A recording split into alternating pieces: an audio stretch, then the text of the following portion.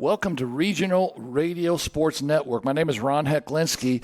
Glad that you could join us here at the great St. Joe High School in South Bend, Indiana, as we begin our monthly show, Heartbeat of the Huskies. What a great name, man. Who came up with this? Obviously you did, right? Well, I'll take credit, but somebody smarter than me actually came up with the idea. Yeah, so I think it's a great name. I'm really looking forward to this show. I am a 1974 graduate of St. Joe High School, and obviously I can say that what a great time I had at St. Joe. St. Joe academically, St. Joe athletically, faith-based learning. It was wonderful back in the day, and I know it is still wonderful here.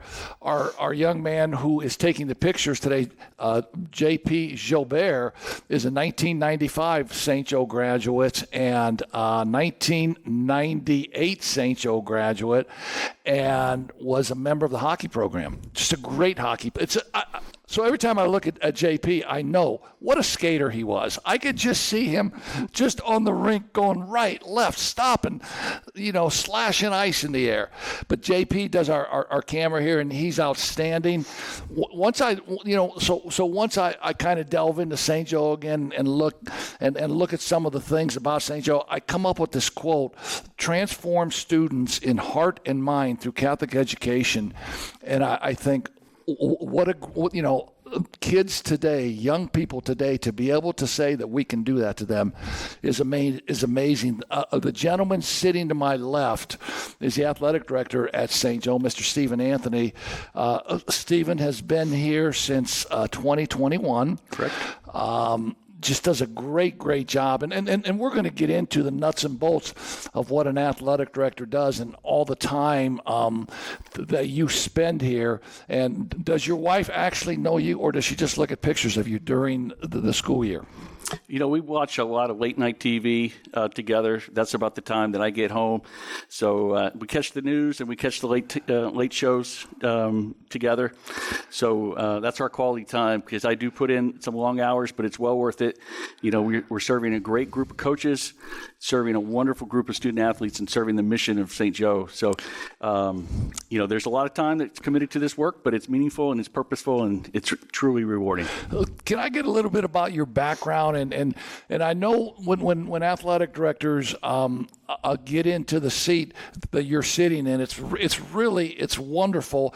It's not a requisite, but it should be that an athletic director should have had to be a coach before, because you're working with coaches on a daily basis, and to have or to have the opportunity to sit in that seat, I think is really, really important, and you did. Talk about your background a little bit. Well, first of all, I agree with you.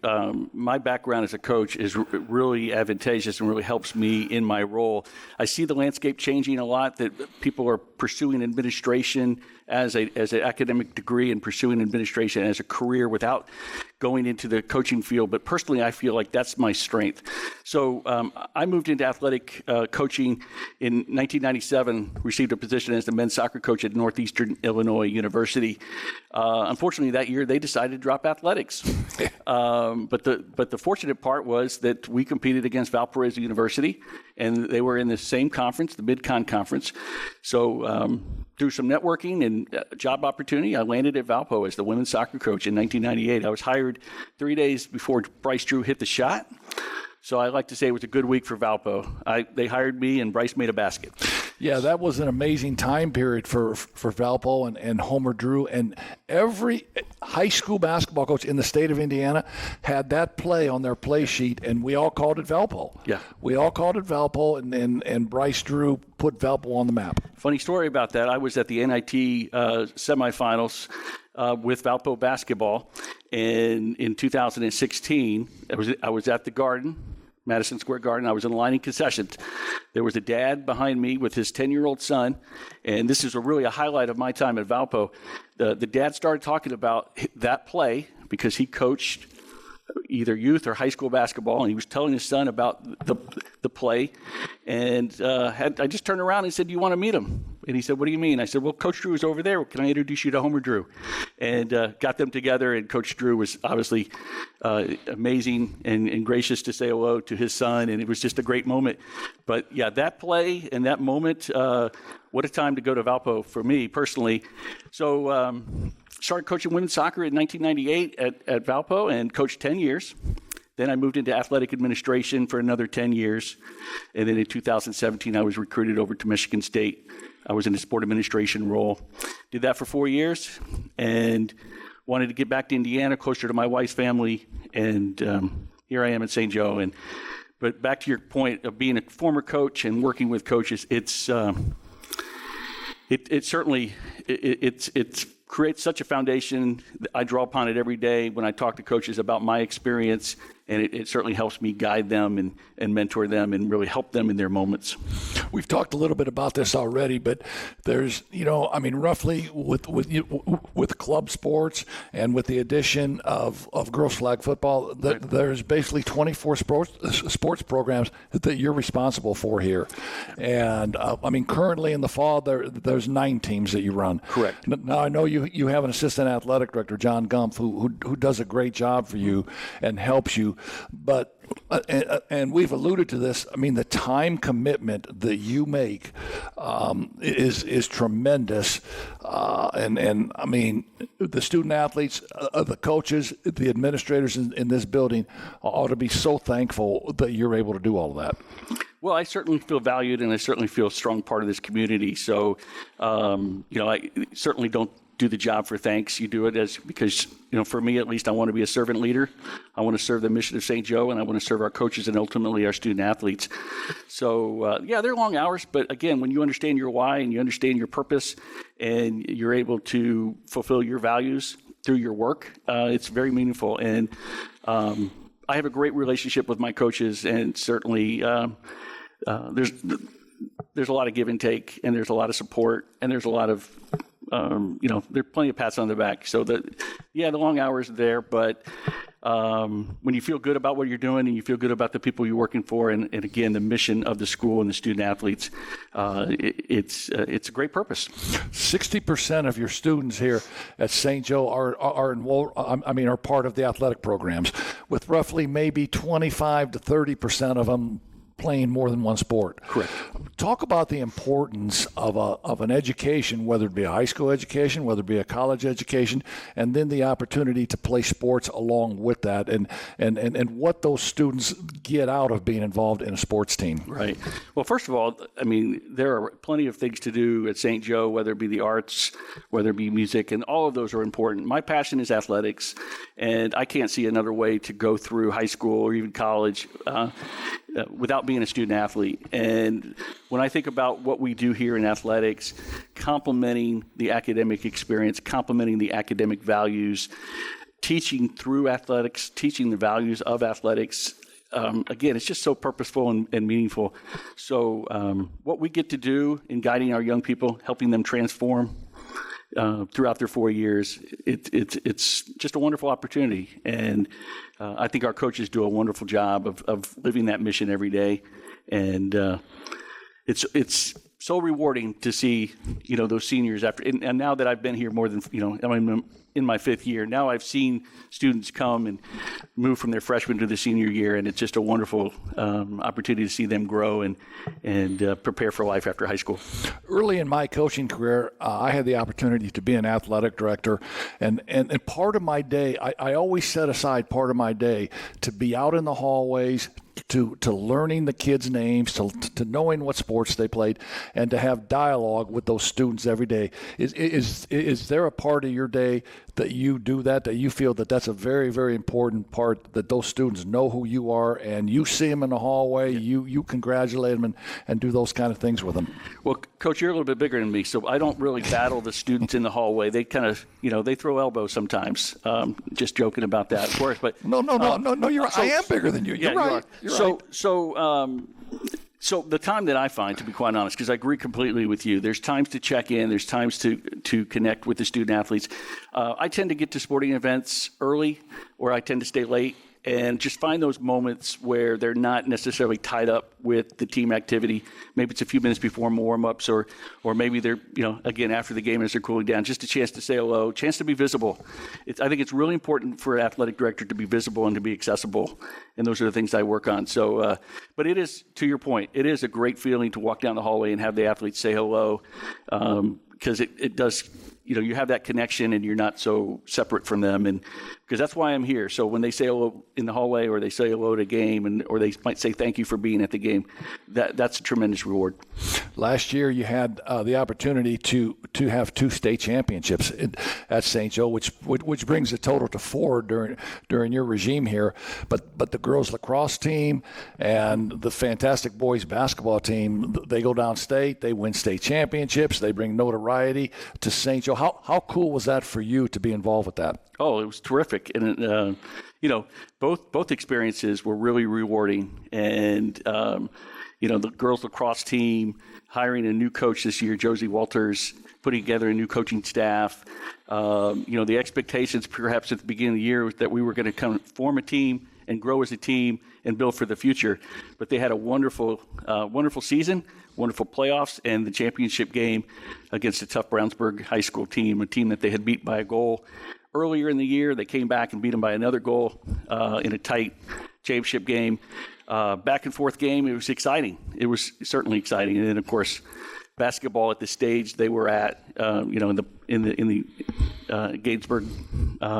Gainbridge Stadium, Fieldhouse, just a great atmosphere, and the IHSA does such a great job with the championship sports, and obviously how the game ended was amazing. So when you talk about your opportunity to be a college coach and to be involved in that, and we talk about having people mentor coaches. One of the things that I see, and I see it all the time with young coaches, when their team is winning, man, they're up cheering, they're up getting after it, calling the plays, blah blah blah. When their team isn't winning or they're not playing good, they're sitting on the bench sometimes and they're pouting, they're upset. They don't coach their kids. So the opportunity as an athletic director, I think, to be able to mentor young coaches is really an important time in their career. Do you spend much time with the coaches going over some of those things and telling them what you see? I mean, not really X and O's, but maybe their body language and some of those kind of things. Well, with 23 coaches, you got a wide diversity of talent and experience. So you really try to work with every coach as an individual at where they're at in their career. We have some coaches that are brand new to coaching. We have some coaches who have 10 plus years. So having relationships with each one of those coaches is important. Meeting them where they're at is the goal. Mentoring might look differently based on the coach and based on the individual and their experience. But what we tend to do is we talk about opportunities before every season. I talk with each coach. We talk about opportunities, and we try to identify 1 or 2, 3 goals that we could achieve that season. And that's what we sort of grade ourselves on, and the coach and myself as partners. Okay, in 3 months, do we have these, can we achieve these opportunities? Can we achieve these goals? Some of them are team related, some are off the court related or off the field related. And that's what I try to evaluate ourselves on. But certainly being accessible and being available to coaches, helping them through team issues that they might have.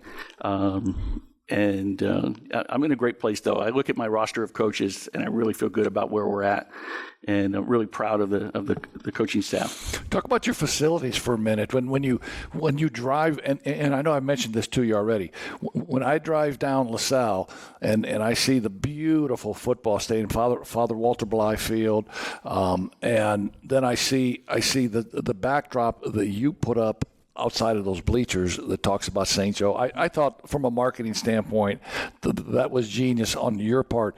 Talk about your facilities that your student athletes have here at St. Joe.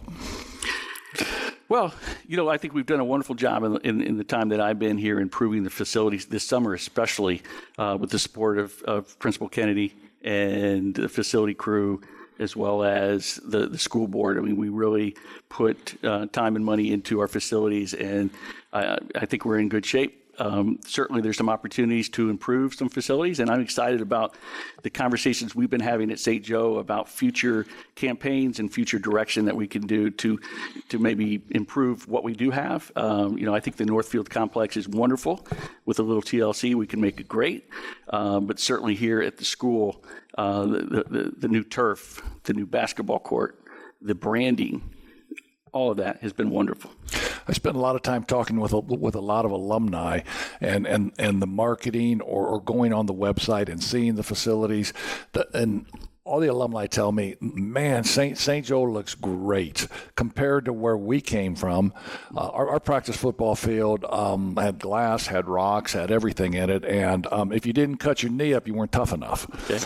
And that's why we were so good back in the day, because our guys were really, really tough. St. Joe now has beautiful facilities, and I know that in your I think you're going on year 5 here. Correct. You've done a tremendous job just in my short time of getting to know you and putting, getting regional radio sports involved at St. Joe.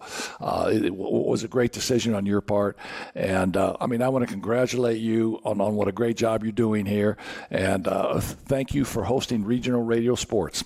Well, thank you. And it's a great partnership, and I look forward to working with you and the whole crew and again, building on what we have here and really promoting the great opportunities that we have at St. Joe. So I appreciate your time, and thank you. That is the great Stephen Anthony, the athletic director here at St. Joe High School. We will be back in a minute, and we will have the great girls golf coach, Mr. Dan Mentock, talking about championship success in girls golf. Welcome back to Regional Radio Sports Network, production of Heartbeat of the Huskies. I'm so blessed to be sitting here with Coach Dan Mentock on my left, who is the head girls golf coach here at St. Joe High School. And as Coach and I we're talking a little bit. You coached for a lot of years in the ICCL in South Bend, and actually coached my nephew Joey Hecklinski with the St. John's South Bend St. Joe baseball team, right? Yes. Yeah, we have, I think, still the distinction of having the most wins in a season with 19. We went 19-0 that year. Wow, yeah. Wow! And you're a math teacher in the building. You've been involved in the boys' baseball program for 22 years. Yes. What caused you to slide over to girls golf? Well, I always had an interest in golf. I played golf in high school, and then have been a lifelong golfer. And I kind of saw the need for the coach. They were looking for a coach, and I had knocked around the idea for a lot of years, and then finally just said, okay, let's do it. And so I went in, talked with Mr. Anthony, and we talked along a little bit and decided to move forward with it. Well, so your baseball team was 19-0. It looks to me like you're doing a pretty good job with this golf team, because you've had a lot of success with this girls golf team this year. On NIC champions, sectional champions. You played in the state preview tournament, and you finished in 8th place in that in 16 teams in the whole state. Right. Talk about your success ratio this year. Well, I think amongst all the northern teams, we stack up pretty well. So it'll be the region that we're going to play on Saturday is all the northern teams, and we're probably one of the 5 teams that are going to vie for those 3 spots. Basically, our core group of players, our 3 seniors, have just done an outstanding job this year. Going into the sectionals, really it came down to Penn and us, and we were, I think, down at after 9 holes, and those 3 really turned it on and played really well those final 9 holes. And when you talk about the sectional scores, 329 for St. Joe, 332 for Penn, and 416 for your rival Marion. Marley Dunham was your medalist. Yes. Talk about Marley and the other 2 seniors. Well, Marley, when I got hired, and it was just announced, like it was announced in the spring. She came with a PowerPoint of like 16 pages of things that she wanted to work on. So she was just a sophomore at that point in time. Wow. So just the leadership that she showed was tremendous. And the other two are exactly the same way, maybe a little bit more quieter, but they lead by example. They get the job done. What are their names? Sydney Schmelz and Bella Jeffrey. So you have 3 seniors that are the basic leaders of your program. Mm-hmm. That's amazing. The regional on Saturday, you're playing at Sandy Pines. Right. Competition. You rank up there. I mean, you got a shot to take one of those 3 spots. I think so. I think we got a good shot. We'll have to beat Penn again, hopefully. But the other 3 or 4 teams. Lake Central, Rochester, are going to be tough. So we're going to have to go down there and play well. We'll need to play our best. When you talk about the role of a golf coach, because I know I've had some friends that have taken the golf jobs at certain schools, and it was always like, hey, heck, man, you got to be kidding me. I get to play 18 holes. I get 5 boxes of balls, last me the whole summer. It's a great deal. But your role in coaching these girls, if they have swing problems, if there's a part of their game, I mean, are you well versed in your game of teaching a game of golf that you can instruct them on that, or would you point them into the direction of the pro and maybe say, hey, let's get a lesson or 2 right here? Well, the 5 starters that we all have their own swing coaches, and it's kind of like, going back to baseball, you don't try to change your swing during the middle of the season. It's just not going to work. They don't have enough repetition in order to make that happen. So during the season, I really don't try to change their swing at all. Now with the JV and development, then there's some that I can see it's a very obvious problem. We can work on that. But for the most part, during the season, no, we don't try to change their swing. So most of the golfers have their own swing coach now? Oh yeah. Yeah. That is amazing to me. Is it affiliated with the course that they play at, or is it just an independent type of coach? I think most of them are affiliated with the course that they belong to. So, whether it's just their local golf pro at that place, or maybe they have a favorite somewhere else, but most of them work with somebody. What's your home course? My home course, I belong at Blackthorn. And now for the team, it's Jude Creek. So, it's been a really nice relationship there. Michelle Wittig is also my assistant coach and does a great job with that. That's tremendous. You're going to play the regional at the same course. Was it the same course that you had the state preview tournament? No. Oh, okay. No, the state preview was at the Legend down in Franklin. Yes. So when you got a chance to look at the best teams in the state, and then you stack your team up this year.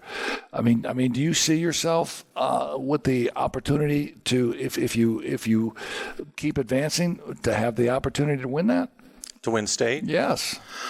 I think we'd be very hard pressed. The teams around Indy have very good teams from 1 through 5. So you're talking about like Noblesville, all of those girls can shoot below par. So we'd be very hard pressed. Our goal really is to top 5. So out of your top 5, you have 2 returning, and then is your JV team strong this year? Yeah, I mean, they still need some help and some development, but yeah, they're pretty. We got 3 or 4 that are pretty good, including one freshman that showed a lot of promise. So we talk about the IHSAA opening up the transfer rule, and I know kids are leaving football programs, kids are leaving basketball programs. Is there an opportunity where kids leave golf programs and would transfer to another school based on who a coach would be? I mean, are you seeing a lot of that movement? I haven't really seen any of that movement yet. Now, I suspect in the future it'll be a little bit more prevalent, but right now I don't think that's necessarily happening. Well, obviously, you're doing a great job. Your success is well documented. The fact that you have been at St. Joe for 18 years, you love St. Joe, right, man? Oh, I love it, yeah. My kids went here, so it's a family. Did you graduate from St. Joe? No, actually, I graduated from Cody High School in Cody, Wyoming. Oh, man. How far away from Yellowstone is that? Tell me now. 50 miles. Oh, no. The John Dutton Ranch. Yeah. Oh, that's amazing. So what brought you to Indiana? A girl. So I can tell you, there's stories upon stories, but usually it involves a girl, man. It's the only thing that'll take a guy out of Wyoming. Yeah, no. I mean, do you make it back to Wyoming every so often? Oh, yeah, I still got a lot of family there, so Really? we go back there at least once a year. So That's really, really cool. Like riding horses, the whole thing? Yeah. Oh, you got a John Dutton cowboy hat? I have a cowboy hat. I don't think it's John Dutton. All right, man. That is so cool. And you come to Indiana, you fall in love with St. Joe, and you stay. I stay. I'm so happy for you, because so many people when they find a job, they want to have success, and they want to move on to another school, to a higher level. But once you get that contentment in you and you find a place and you stay, that's really, really special. Yeah, it has been real special. Well, listen, Coach, it's been a pleasure talking to you, and we wish you the best of success this Saturday, man. Make sure your girls get hydrated Friday night. Okay. Make sure they get loosened up and get over there and represent St. Joe High School in the highest fashion. We will. That's Dan Mentock, the head girls golf coach at St. Joe.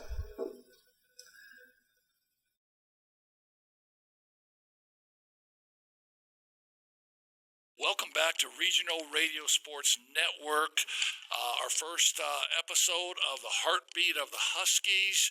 Again, I'm Ron Hecklinski, a 1974 grad of St. Joe, and running the camera is J.P. Gilbert, a 1998 graduate and former hockey player at St. Joe High School.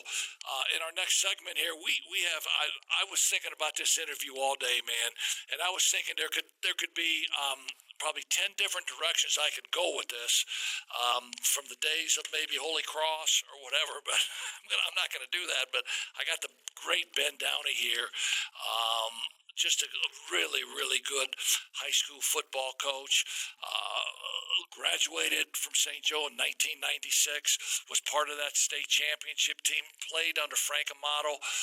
What position did you play?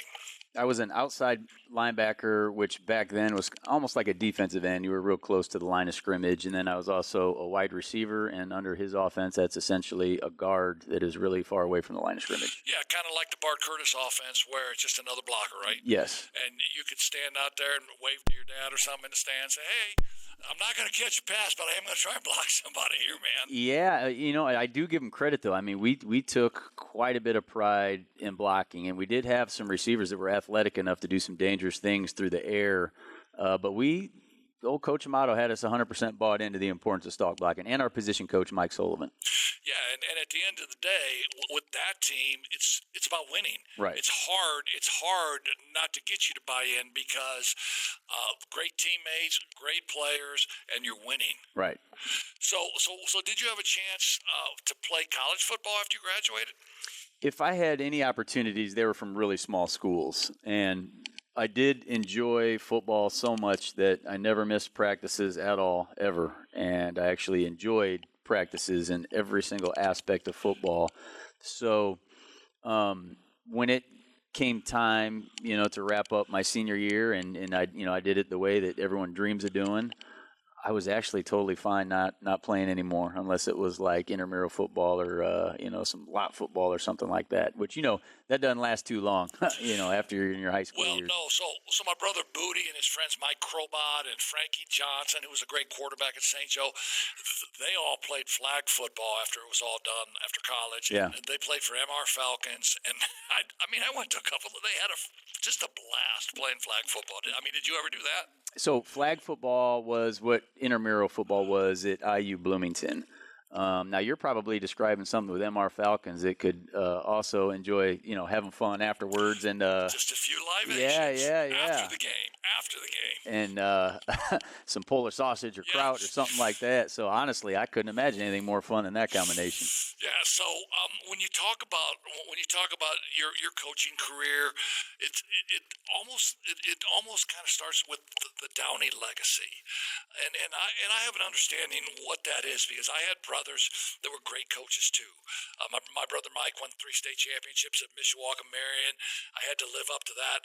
Your brother Kevin was a great high school football coach and the head coach here from 2003 to 2009. And you had the opportunity to work for Kevin, right? I did.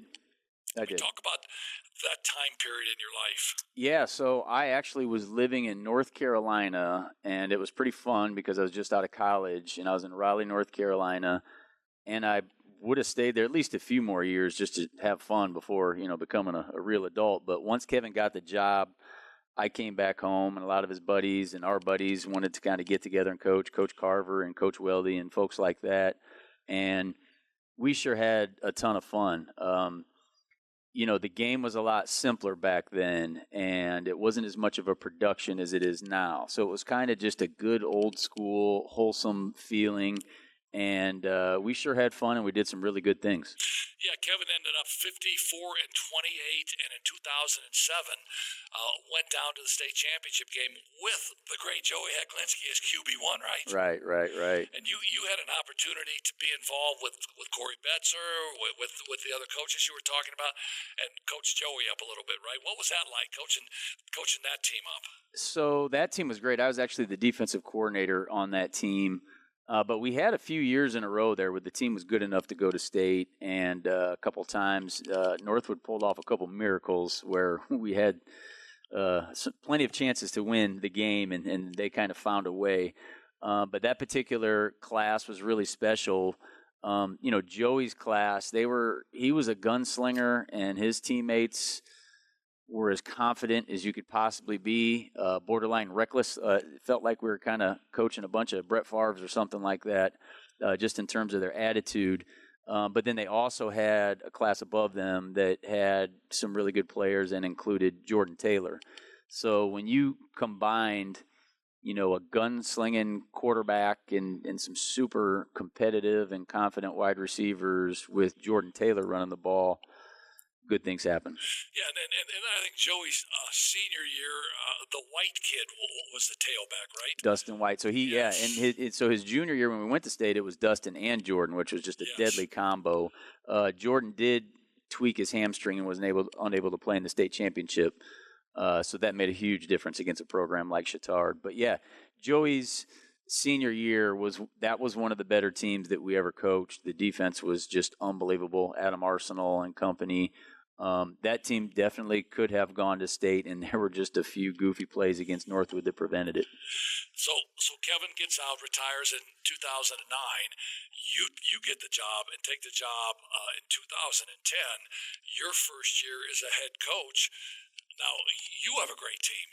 You go to the state championship game, correct, against Chittard again. Yeah. So my first 2 years, we went to state, 2010 and 2011. Every time we went against Chittard, and more often than not, we were going against one of the Martin brothers, which made things extra challenging because they didn't really run many plays. They literally just ran behind those boys, and it was hard to stop them. And, when they make it to the league, you kind of understand why. But yeah, 2010, I started off 0-3. The first game was against Ben Davis because my brother scheduled crazy teams. And, we got obliterated. It was before the mercy rule, and the refs came and asked me if I wanted a running clock. And I said yes, but I could never, look at my team again. So no thank you. And I literally did not sleep a wink that night, probably because I was an alum. So it hit a little different. But yeah, 0-3. I think we were 3-6 when the playoffs started.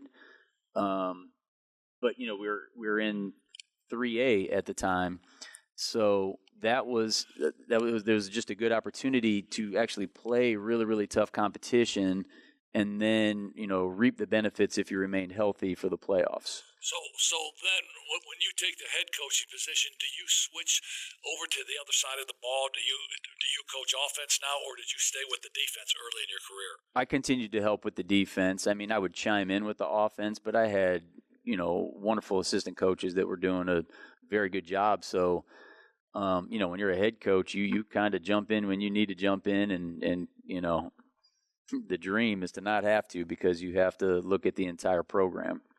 So 2015 comes along. You're really successful. 51 and 27. You decide to step away from the coaching responsibilities. Why did you step away? It's depending on where you're at. This job is incredibly taxing. So there are situations where, in terms of resources, and, you're talking, number of coaches in the building and facilities and players and feeder schools and things of that nature.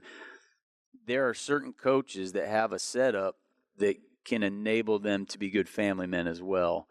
And then there are other situations. My wife worked full time, and she's the breadwinner. So, not just any job, but, the most important job in terms of finances. And I had people come up to me and ask me how my sons were at flag football. My answer was, I don't know. So, because I was missing everything, just so I could continue coaching. And so I don't know if people understand how this job varies from school to school, and it can be either something pretty darn fun and exciting, but at other places, some of these coaches, God bless them, it is such a challenge and such a grind, and it takes its toll on the family. So once I said I didn't know how my kids were doing in flag football, it was pretty clear that I was not, I had no intentions of missing all of that stuff for the remainder of their childhood. So it was just obviously the best move for the family. Yeah, and you stayed out of it then for 6 years, and a lot of, and I get this a lot when coaches retire, they use the family line. I'm not around my family. I have to spend more time with my wife. I have to be a better husband, a better father, and then a year later they take another job and they're back in. Yeah. So it was never really about that. It sounded great though. Yours was really about that, because you stayed out for 6 years, able to guide your sons and your family, and be the best father you could be, right?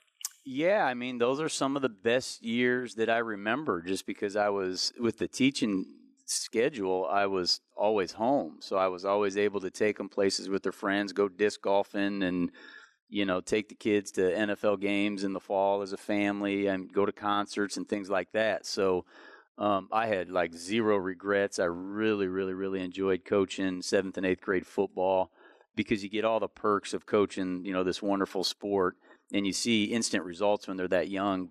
But everyone's just a lot calmer about everything, and just more under control and realistic about stuff. So those were wonderful, wonderful years, and not for 1 second did I second guess things.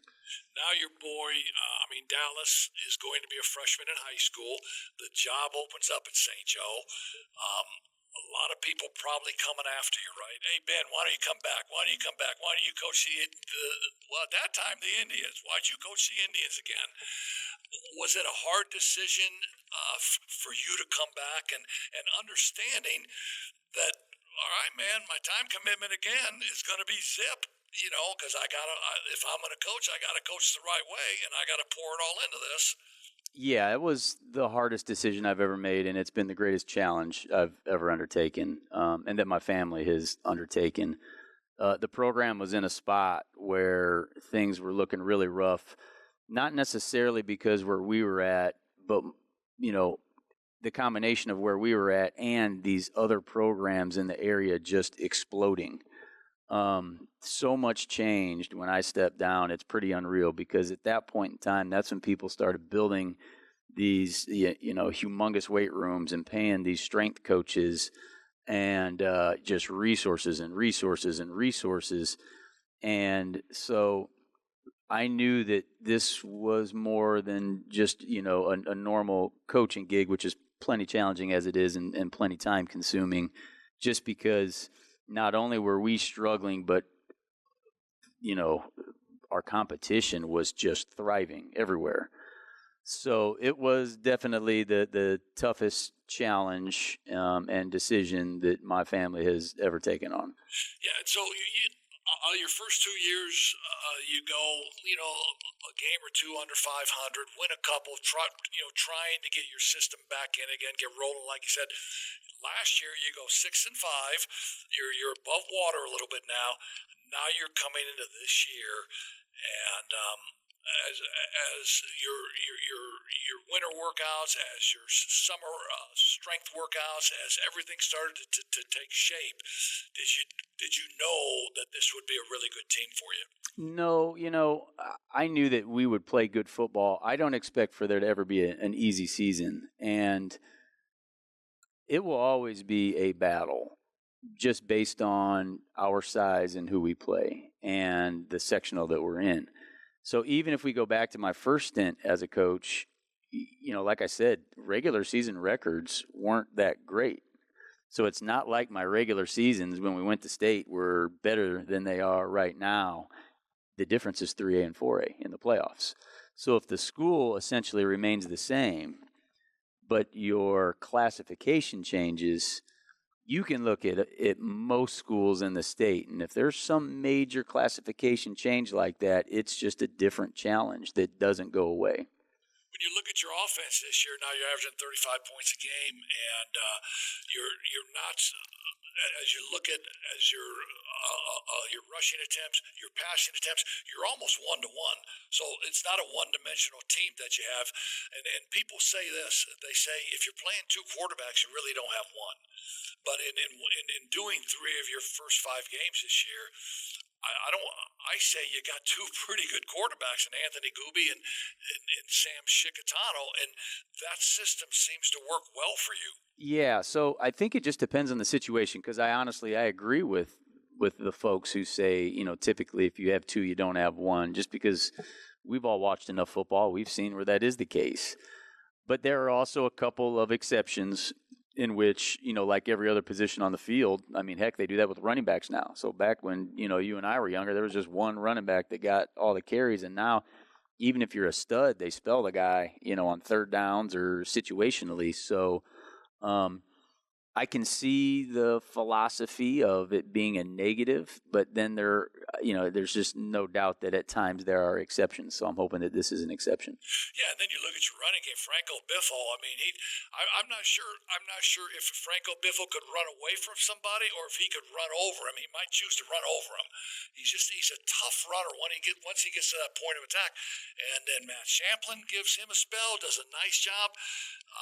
I think your wild card obviously is the freshman Solomon. He is when you look at an aesthetically smooth running back who knows how to make the cuts and read. He's really good, man. Yeah, it's quite a special stable. Franco's been doing his thing since sophomore year, and he worked really hard last winter to have a better offseason than he had before his junior year, and he succeeded in doing that. And so he turned himself into a better player and a better leader. And then, the first time our running backs coach put Matt Champlin in and took Franco out, I looked over and I'm like, why isn't Franco in? And I knew Matt was good, but then I started watching him, and, he doesn't look that big, but this guy is special. So it made more sense to me at that point in time that we can actually put other people in there. And then Will, as you guys have seen, he you might look at him and, not think anything special is going to happen, but he has a lot of gifts as well. So, and then a guy that nobody's seen is David Waite, Sean Waite's son. He's got a 5 bruise, doesn't he? Yeah. I guess a bone bruise. And so that's kept him out since week 2. So we got a lot of good running backs, and we're certainly grateful for that. And I think all of them would give credit to the offensive line. Yeah, no, without question, you have size in the offensive line, and then once you look at the wide receiver room, man, you got to be really proud of Dallas Downey, your son. He's got good hands. He runs routes. He can run. He's doing a great job for you from the wideout position. Yeah, he's always been gifted, and he always kind of understood the game better than the average player. But he loves baseball so much that he never really gave us 100% in football. So we're certainly grateful that his senior year, he's really diving in as a wideout, and he's made some really special plays. He looks fluid out there. He looks athletic. He looks aggressive. So as a coach, I love what he's doing, and I do try to at least, even in the middle of a game, kind of step away from that mode and enjoy it as a father when he does make a special play. Yeah, that's really cool to be able to do that, and then to be able to know, I'm away from home. I'm away from home. I'm doing this. I'm in practice, but as you say, I can see my son Dawson here. He's practicing. I can see Dallas practicing. So I know where my two guys are. Yeah, and it's really special to know that they're with you, right? Yeah. I mean, the main reason that I came back, it wasn't to coach them. It was to make sure that they and their friends in this community had a good experience with football, because it's such a demanding sport that if you're not having a good experience, nowadays you won't have a program long. People will just literally just stop playing. Yeah, no, it's the transfer rule, the whole thing where a player can now pick up and leave. Yep. If you coach them hard. Yep. I mean, I used to coach guys hard, and when game night came, then they would always say, "Coach, man, the game is easy." Yeah. Because you're on us 24/7. But nowadays, if you coach them hard, and they don't like that, or better yet, their dad doesn't like that, they're just up and going to go somewhere else. Yeah. So the transfer rule it's going to really rock high school football. And the tough part is all of us saw it in college, and with a couple exceptions, because honestly, sometimes someone could be injured or not get a good look, and then now they can work their way up to where they belong, which is really cool. But most people thought, for the most part, this is insane. And so then to take that, viewpoint and then go ahead and turn it loose in high school is just crazy. But here's the difference in high school. You play against them. So in college, if you transfer, they may go across the country. And now when they transfer, you play them. And you might even play them in the playoffs. So it's a double whammy. It's worse than college. Yeah, it is. And, I mean, sometimes our people that create the rules, I look at them, and I was in the business for 40 years, and I thought, really, you're gonna put this in? It makes no sense. Let's slide over to the other side of the ball where you're special. Yeah. I mean, you're giving up 3.8 points a game. Yeah. And then playing. I mean, you're playing. I mean, your first game, you're playing a D1 quarterback. Yeah. And he's running for his life from the first play of the game. Yeah. So talk about your defense a little bit. Yeah, I mean, Coach Stoltz and the coaching staff, they just do a wonderful job with these guys. I keep telling people in interviews, I think it starts with the fact that they put a lot of time in, but then they also have fun. And so when the staff is having fun, they have really good relationships with the players, and they're having fun. It just makes the sport better because it's such a challenging sport. So, yeah, we're off to just a really, really, really hot start. But, coming up here now is like the greatest challenge, because there will be two wide receivers that are light years ahead of anyone that we have faced yet. So, the truest test is ahead of us, but I couldn't be more proud of that unit and the coaching staff, and it's sure been fun to be a part of. And talking about this test coming up, you're going to Elkhart Friday night. Yep. Elkhart, 6A, right? Yeah. 6A program now, consolidated, and they should be good. I mean, they have numbers; they should be good. They're 3-0 in the league. You're 3-0 in the league. Penn's 3-0 in the league. So now, 2 out of your next 4 games will be against Elkhart, will be against Penn, and the conference is going to shake out now. Yeah. Towards the end of your schedule. I mean, what kind of problems? will Elkhart present for you? Well, and Riley and Washington will pose problems as well. Riley hit the jackpot in the transfer portal, so they've had about 5 guys just get cleared in the last week. Really? That were very good for other programs. So it's about to get interesting. But yeah, I mean, we'll find out more about ourselves definitely with who's on the docket right now. That's a good thing, just in terms of getting prepared for what I consider the toughest sectional in the North, and just in terms of parity. So, that's a very good thing. I mean, the truest test for a school of our size is, how can we overcome injuries? And then on Friday nights, when I'm looking down with my broadcast partner, JP Jobert, and I'm looking at your coaching staff looks like a college coaching staff, man. You got numbers. You have guys that are active on the sidelines. It looks to me like they're coaching their brains out. Yeah. I've talked about all the challenges of this particular job. And, the job in general in this particular situation, but I have been so blessed with the coaches that I have. Like, I don't know how I got so lucky. Number one, like you mentioned, there's a lot of them. Number two, they know so much about football and they teach it the right way, and they're great leaders. So, if I step back and just view it from the perspective of, what experience would I want my own children to have, it would be with guys like this. So, I think the good Lord was looking out for me. He gave me a challenge, and I was called to do something challenging, and he gave me some help along the way. Yeah, and he also gave you an assistant coach named Jeremy Klein, who hooked you up with a great pair of low-top St. Joe Blue Jordans now. Yeah. I'm on Jeremy every week. Jeremy, I'm a size 12, man. Come on. Yeah. I'll talk about you. Give me those. Give me a pair of those J's. Well, listen, man. So hold on. So Coach Klein, he just joined us this year, and he has been such a pleasant surprise. He's got great pedigree. Came from Penn. He won some state championships. He started there, I believe, for 4 years. Played a little college ball, and it was just suggested from someone that he join us, and so we gave it a shot because there aren't a lot of coaches to pick up, and he's just been such a wonderful addition to the staff. His shoe game is obviously absurd. I would not be wearing Jordans without him giving me that pair.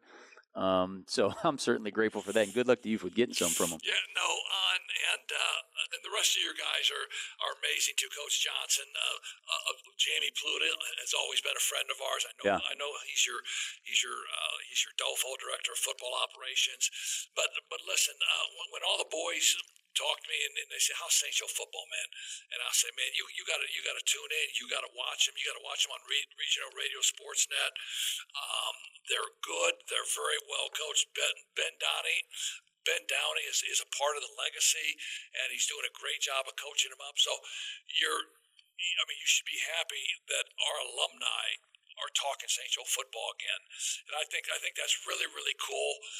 I think you do a great job. You're in it for the right reasons. Number one, and your kids play hard, and we want to wish you nothing but the best. Continue to please give JP about 5 to 6 minutes on game night for your pregame interview. I can do that because that's really big to him, and again, we wish you the best, man. You're one of the best. You coach Joey Heck. You and Kevin are the best. I appreciate that. He was fun and easy to coach. That is the great Ben Downey that we were able to spend a little bit longer than 10 minutes, but that's okay. The St. Joe football program is in great hands. We will be back here in a minute to see if our principal, Mr. John Kennedy, will come on board for a minute.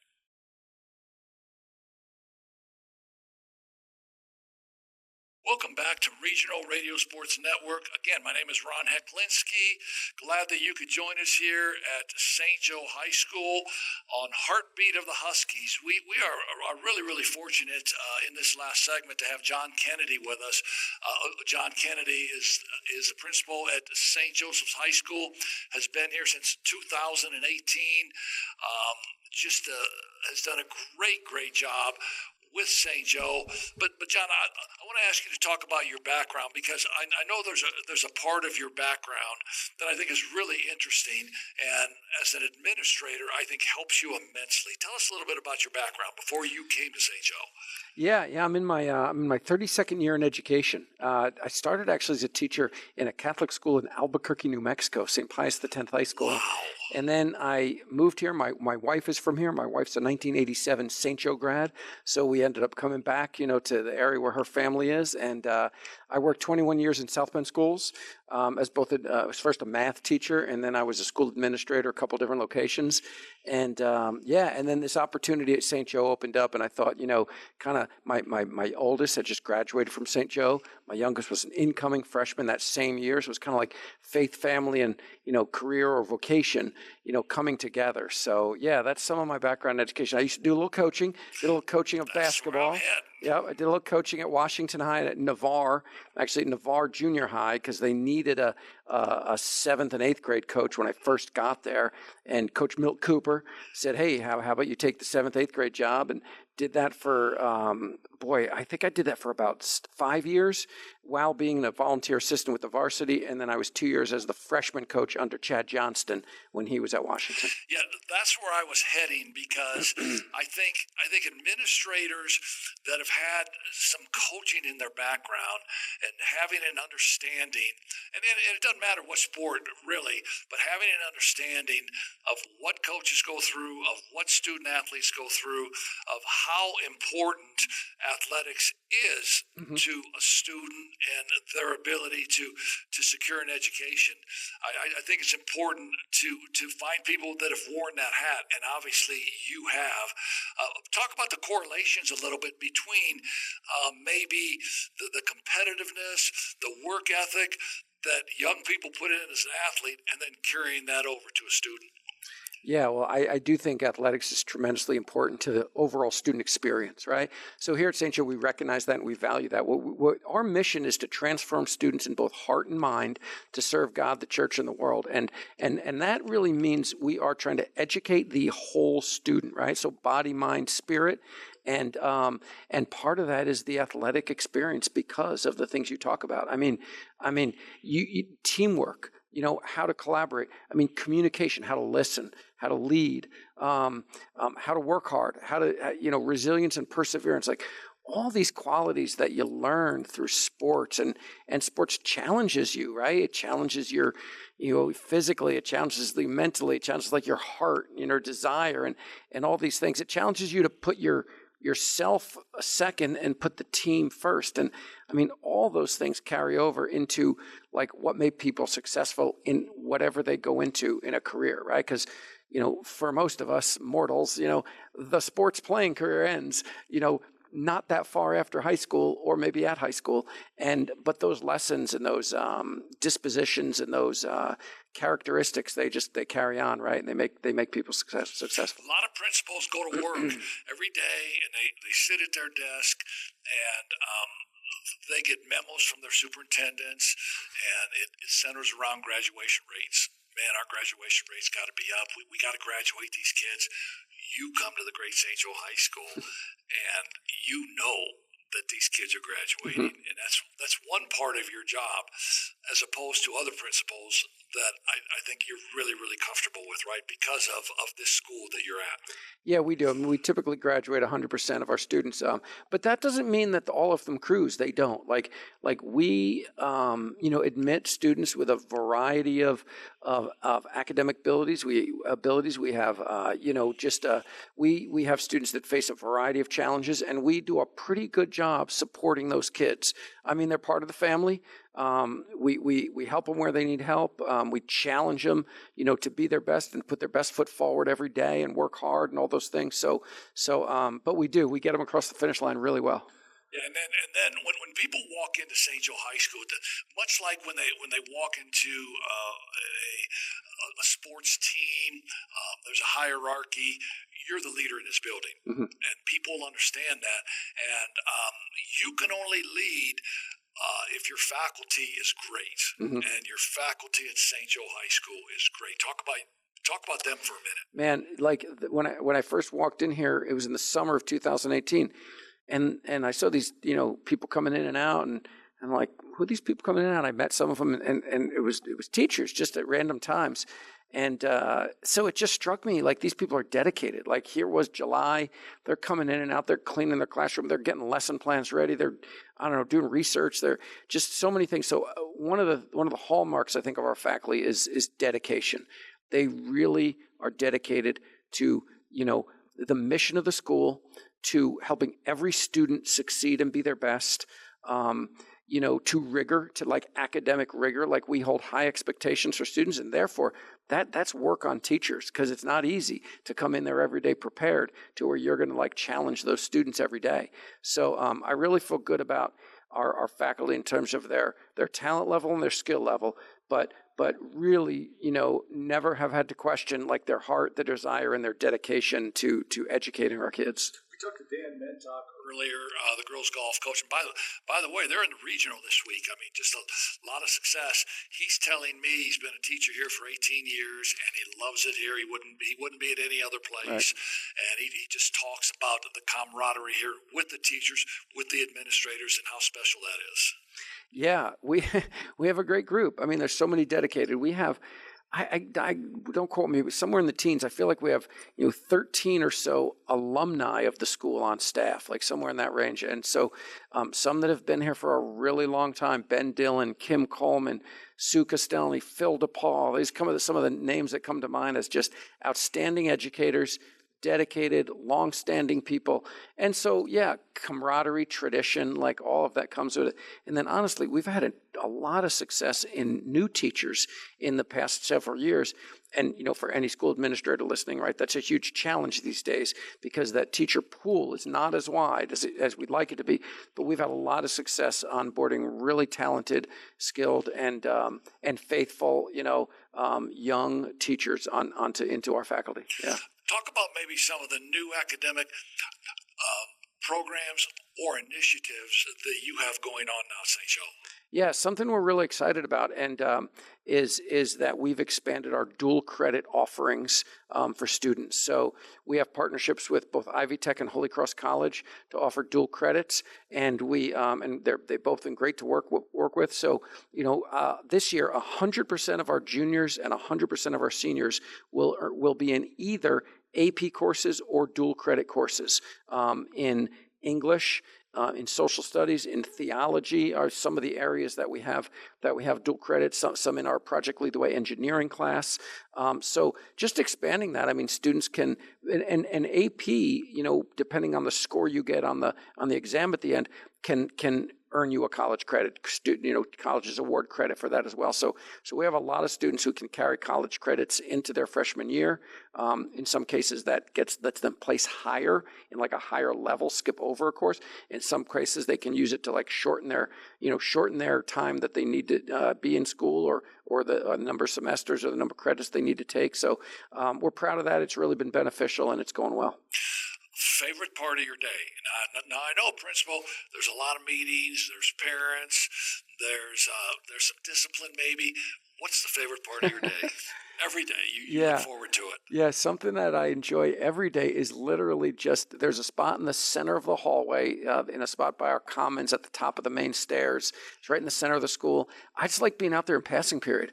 I mean, I just like saying hi to the kids, and they say hi back, and, sometimes it's fun to, hey, good luck tonight, right?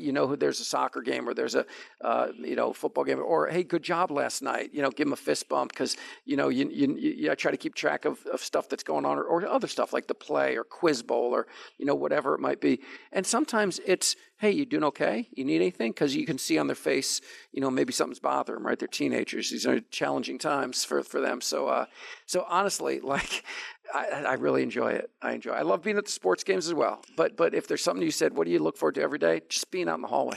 Yeah, I'm really happy to hear that. I've been involved in education for 42, 43 years, and probably the biggest part of it for me was always the everyday interaction with a student athlete. And then I asked the same question to Steve and Anthony, and his answer was the same as yours. Just the ability to talk to a kid and see a kid who maybe is a little shy and who kind of goes unnoticed and say, "Hey man, how's your day going?"